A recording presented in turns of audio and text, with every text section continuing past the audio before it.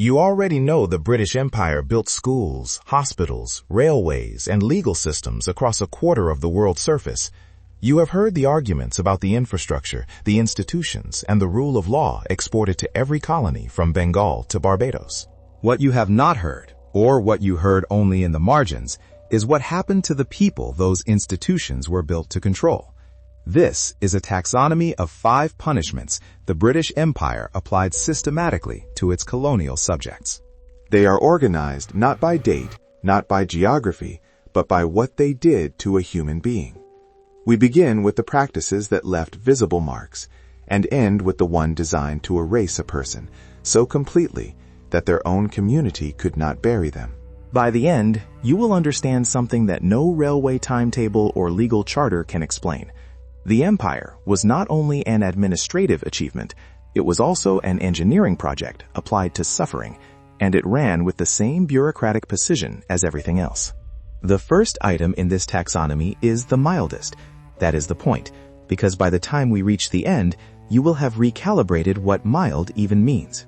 Number 1. Transportation. The punishment that erased you from the world. Transportation sounds almost neutral as a word, moving someone from one place to another, a logistical operation. The British Empire was very good at making atrocity sound logistical. Between 1718 and 1868, Britain transported approximately 165,000 convicted people to penal colonies, first to the American colonies, then, after American independence made that inconvenient, to Australia. The crime threshold for transportation was low enough to be meaningless as a moral category. Theft of property worth 12 pence, poaching rabbits from a landed estate, a second offense of cutting down young trees.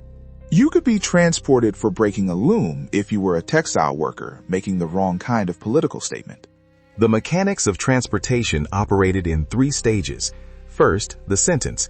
A judge pronounced transportation for 7 years, 14 years, or life. Second, the waiting. Convicted prisoners were held on rotting, decommissioned warships called hulks, anchored in the Thames and in harbors along the south coast, where disease moved through the population with quiet efficiency. Mortality rates on the hulks averaged between 5 and 20% depending on the year and the ship's condition. Third, the voyage itself.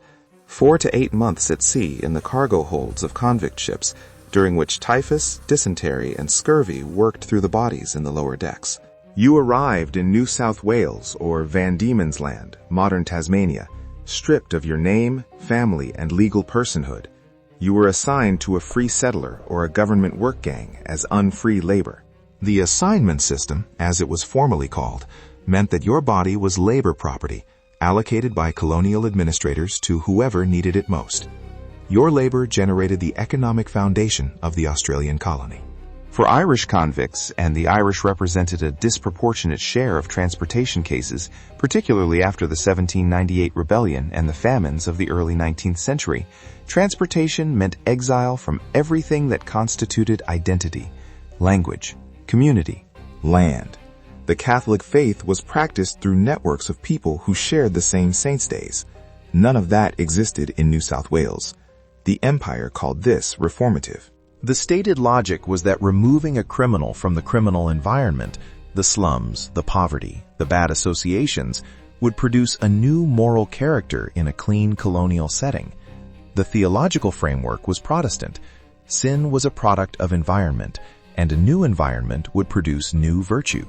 The reality was that transportation served the empire's labor needs perfectly. It populated colonies with workers who had no legal right to leave. It cleared English and Irish prisons without the cost of maintaining them. It punished political dissent. Labor organizers, Irish nationalists, and agricultural rioters appear in the transportation records with remarkable frequency, in a way that removed the dissenters permanently from the populations they had been disrupting. When transportation ended in 1868, it was not abolished on moral grounds. The Australian colonies had developed economically and politically to the point where they no longer wanted a steady supply of British convicts defining their social character. The punishment ended because the colonies outgrew their usefulness as dumping grounds. The British legal system never formally acknowledged transportation as cruel. It appeared in the statute books as a mercy, an alternative to hanging. This is the first lesson in the taxonomy of imperial punishment. The cruelest practices are those that present themselves as kindness. Think about the word reform before we move to the second item. Reform, rehabilitation, correction. These are the words that appear in every official British prison document produced between 1780 and 1900. They are also the words that describe the next instrument in this gallery. Number 2. The cat o' nine tails. The logic of public pain.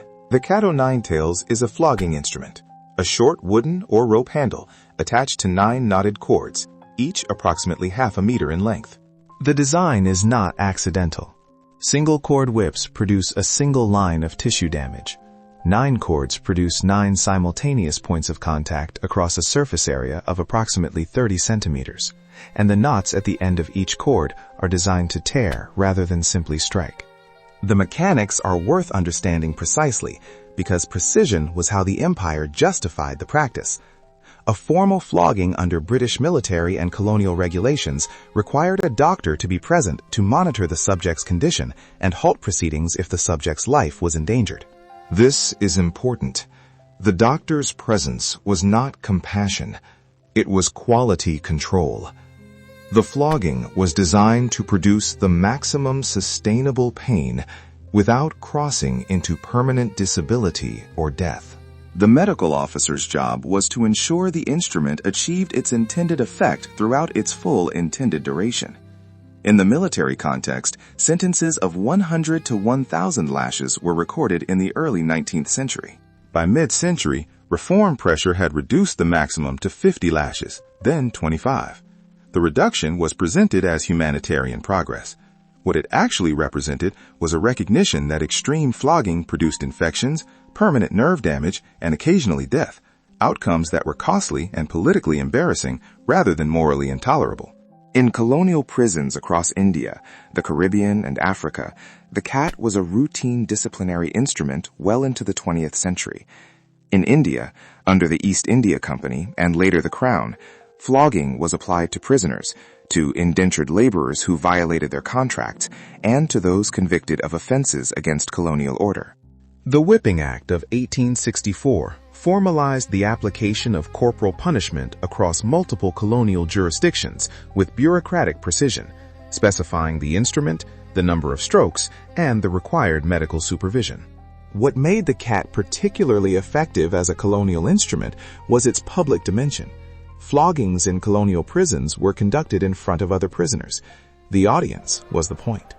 The body of the person being flogged was a message delivered to everyone watching, and that message was simple. The cost of resistance is paid in flesh, and it is paid in front of your community. James Prinsep, a British colonial administrator, recorded floggings in Bengal in the 1830s with the clinical detachment of someone documenting a standard administrative procedure. His accounts note the number of strokes, the offense, and whether the subject required medical attention afterward. The language is entirely without disturbance. The flogging was as unremarkable to him as a court date. The cat of nine tails was officially removed from use in British prisons in 1948. In some colonial jurisdictions, corporal punishment remained on the statute books significantly longer. The Cayman Islands retained judicial flogging until 2001. What the empire built into its legal architecture proved considerably harder to remove than the empire itself. You are now 2 items into this taxonomy. The physical severity is about to change register. Because the next punishment does not tear the flesh, it dismantles the mind. If you want to see the full descent and understand how a civilization convinced itself that psychological destruction was more humane than physical pain, stay with this. Number 3. Solitary confinement under the separate system. The science of breaking minds. In 1842, Charles Dickens visited Eastern State Penitentiary in Philadelphia, the prison that had pioneered total solitary confinement as a reform philosophy. He spent several hours there. He wrote afterward that the practice was more cruel and wrong than any torture of the body, and that he was convinced it would drive the strongest person insane. The British prison system had already begun implementing the same philosophy at Pentonville, which opened in London in 1842 and became the model for prison construction across the empire for the next 4 decades. The separate system worked like this. Each prisoner was assigned to a single cell measuring approximately 4 meters by 2 meters. They ate in that cell, slept in that cell, and worked in that cell, picking oakum, separating rope fibers with bare fingers until the fingertips bled for 8 to 10 hours per day. They exercised alone in a small individual yard. When they moved through the prison, they wore a hood with eye holes so they could see only the floor directly in front of them. They were forbidden to speak to any other person. The only human contact permitted was with the prison chaplain, who visited to deliver moral instruction. The duration of the separate system sentence in British colonial prisons was typically 18 months. Prison reformers who had designed the system believed that 18 months of total isolation, regular religious instruction, and the removal of all criminal associations would break the criminal pattern and allow the reconstruction of a moral character. The theological logic was clear. Strip away everything that had corrupted the person, and the raw material of a good Christian subject would remain. The medical evidence that emerged over the following decades was unambiguous. Prisoners subjected to 18 months of the separate system suffered at rates that the prison commissioners themselves could not entirely suppress in their official reports. Hallucinations, self-harm, complete cognitive collapse requiring transfer to asylums. The breakdown was documented, reported, and the system continued. In the colonial context, India, Australia, South Africa, the Caribbean, the separate system was applied to populations for whom it carried additional layers of violence. In India, the British colonial prison system used isolation combined with strict disregard for caste. Prisoners from different castes were housed in ways that violated ritual purity requirements, adding religious and social devastation to the psychological. The isolation was not just from people. It was from every framework that gave existence structure. Dr. Frederick Muat, Inspector General of Prisons in Bengal in the 1860s, compiled data showing that the rate of mental collapse in Indian colonial prisons under the separate system exceeded the rate in English prisons. His reports recommended modifications. The system continued largely unchanged for 2 more decades. The particular horror of the separate system lies in its intent. Transportation removed you from your world. The cat tore your flesh. Solitary confinement targeted the architecture of consciousness itself. It operated on the premise that the self was primarily a social construction, built from relationships, language, shared space, and touch, and that removing those elements systematically would allow the self to be rebuilt according to imperial specifications. The self did not rebuild. It collapsed, and the empire documented the collapse with methodical precision and continued anyway. Number 4. The treadmill. Industrial punishment as agricultural machinery. If you asked a British prison administrator in 1830 what the treadmill was for, he would tell you it was rehabilitative. It instilled discipline, regularity, and the habit of labor in men who had previously been idle. It taught the criminal body the rhythm of productive work. The treadmill was invented by William Cubitt in 1818 and adopted in English prisons with remarkable speed. By 1824, it was operating in 63 English prisons. Within the following 2 decades, it appeared in colonial prisons across the empire: Jamaica, Barbados, New South Wales, Bermuda, the Cape Colony. The mechanism was straightforward. Imagine a wide paddle wheel laid horizontally, with steps on its circumference like a very wide and shallow staircase.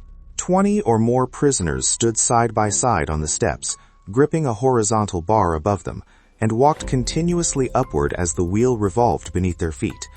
They were not walking anywhere. The motion was circular. The wheel turned, and the prisoners walked at a rate of approximately 48 steps per minute for 6-hour sessions, broken by brief rests, across 8 to 10 hours per day. The physical effects were cumulative. The continuous forced step motion applied repetitive strain to the knees, hips, and ankles. The requirement to grip the overhead bar meant the shoulders and arms bore a continuous load. In the first weeks, prisoners experienced muscle failure, joint inflammation, and open sores at the points where their feet rubbed against the wheel steps. In the longer term, permanent joint damage was common. In colonial deployments, the treadmill frequently served a dual purpose that reveals the empire's approach to colonial labor extraction. In Barbados and Jamaica, colonial treadmills were connected to millstones for grinding corn and sugar. The prisoners were not just being punished, they were being used as power sources for colonial agricultural processing. The labor was not fictional, it produced real output. The colonial economy ran, in part, on the energy extracted from prisoners walking in circles. In 1824, a magistrate named Thomas Buxton challenged the treadmill in Parliament, describing the physical damage inflicted on prisoners and questioning whether a punishment that produced permanent physical harm could be described as reformative. The response from the prison establishment was that the discomfort was proportional to the offense, and that physical suffering was a necessary element of deterrence. The treadmill was not abolished in British prisons until 1902. The last colonial versions outlasted it. What makes the treadmill significant in this taxonomy is its position in the logic of industrial punishment. The flogging declared its purpose openly, pain as control. The treadmill disguised its purpose as rehabilitation while delivering its actual function, which was to break the body systematically and extract labor value from the wreckage. The suffering was designed to look like something else. That disguise is what put it in the upper half of this hierarchy. We have now covered 4 punishments: exile, flogging, psychological destruction, and industrial degradation. Each one was documented. Each one was administered by officials who wrote reports about it. Each one was justified through a coherent framework of law, medicine, theology, or economic necessity. The last one is different. Not because it was more violent, though it was. Not because it was more painful, though it may have been. It is different because its purpose was not to punish the body. Its purpose was to destroy the person so completely, in the theological, metaphysical, and communal sense, that there would be nothing left to bury, mourn, or remember. You have made it this far into the taxonomy. What comes next is why this video exists. Number 5. Execution by cannon. The punishment designed to destroy the soul. In May and June of 1857, Indian soldiers serving in the East India Company's army mutinied. The causes were multiple and complex. The imposition of new cartridges greased with animal fat that violated Hindu and Muslim dietary prohibitions, the accelerating pressure of British cultural and religious interference in Indian life, and the systematic erosion of Indian rulers' autonomy under the doctrine of lapse. The uprising, called the Sepoy Mutiny in British sources, the first war of independence in Indian nationalist historiography, spread across northern India and involved significant atrocities on both sides. The British response, when it came, was calibrated to deliver a very specific message. The mechanics of execution by cannon are as follows. The condemned prisoner was tied to the muzzle of an artillery piece, with their back against the barrel and their chest facing outward. A charge was loaded behind them. The gun was fired. Death was instantaneous in the physiological sense. The body was destroyed by the concussive force of the charge. What remained was distributed across a radius of approximately 10 to 15 meters, fragments of bone, tissue, and clothing. This is the mechanism. What matters is the purpose. Both Hinduism and Islam prescribe specific funerary rites that require a complete body. In Hindu practice, cremation of the complete body allows the soul's progression to the next stage of existence. In Muslim practice, burial of the complete body is a religious obligation. The destruction of the body by cannon was not incidental to the punishment. It was the punishment. British officers who ordered and oversaw cannon executions in 1857 and the years following explicitly documented their awareness of this dimension. General Neil, commanding British forces in Cawnpur and Allahabad, ordered that condemned sepoys be made to clean the floor of the execution space with their mouths before being shot, a deliberate desecration of caste purity before death. His written orders survive. He explained their purpose in his own words. He wanted the executions to be a fate worse than death. The phrase is significant. A fate worse than death. He was not describing physical torture. He was describing the destruction of the condemned person's metaphysical continuity, their ability to exist within the framework of their own religious and communal tradition, even in death. Canon executions during the 1857 uprising and its suppression numbered in the hundreds. The exact count is uncertain because the documentation was partial and, in some cases, deliberately incomplete. Contemporary British illustrations of the executions circulated in popular magazines like the Illustrated London News, framed as depictions of justice served. The images were consumed by British readers who had followed accounts of the uprising's violence with horror and who processed the canon executions as proportional and righteous. One documented case that appears repeatedly in the historical record is that of Mangal Pandey, a sepoy whose individual act of resistance in March 1857 is often cited as a trigger for the wider uprising. He was hanged rather than executed by canon, but the broader pattern of executions he preceded was deliberate in their theological targeting. The British military understood the significance of bodily integrity in the religious traditions of the soldiers they were punishing. They applied canon executions specifically because of that understanding. The legacy of canon executions in British colonial memory is a particular kind of silence. The practice was not secret. It was illustrated in magazines, reported in newspapers, defended in parliamentary debate. What happened afterward was not concealment, but normalization, followed by forgetting. By the late 19th century, canon execution had passed from active practice into the past tense, and from the past tense into the category of things that had happened and needed not be examined further. The Illustrated London News images are held in archives. The military orders survive. The names of the officers who issued them are recorded. What does not exist is any formal acknowledgement by the British state that the deliberate targeting of religious identity constituted a category of harm beyond the physical. The word atrocity was used in 1857 in British sources to describe what the Indian rebels had done. It was not used in those same sources to describe what the British military did in response. You have now seen the complete taxonomy. 5 punishments, arranged by what they targeted. Transportation targeted your place in the world. The cat o' nine tails targeted your flesh. Solitary confinement targeted your mind. The treadmill targeted your body's structural integrity while extracting your labor. And canon execution targeted your existence beyond the body, your soul, your continuity, your right to be mourned by the people who loved you. Each one was legal. Each one was administered by officials who went home afterward and ate dinner and read to their children. Each one was justified by a coherent framework, reform, deterrence, necessity, justice, that was internally logical enough to be believed by the people applying it. This is what makes imperial punishment different from simple brutality. Simple brutality does not require justification.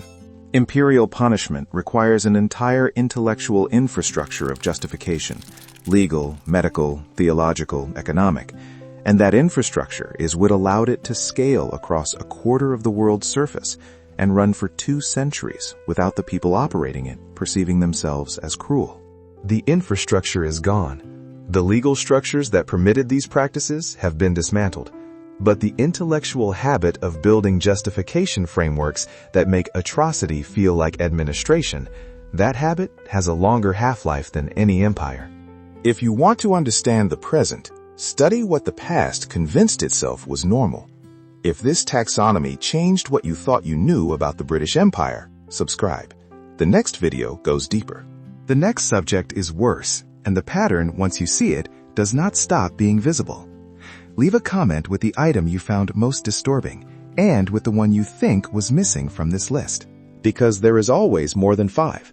A final note on what survives. The hulks rotted in the Thames. The last convict ship docked in Western Australia in 1868. The treadmills were dismantled when they were abolished. The cannons were repurposed into ceremonial pieces outside government buildings in cities from Delhi to Cape Town. The word transportation still appears in legal documents today as a technical term for moving a convicted person. The phrase cat out of the bag comes from the bag in which the cat o' nine tails was kept between floggings. It means to reveal something that was meant to stay hidden. The thing that was meant to stay hidden is what you just watched.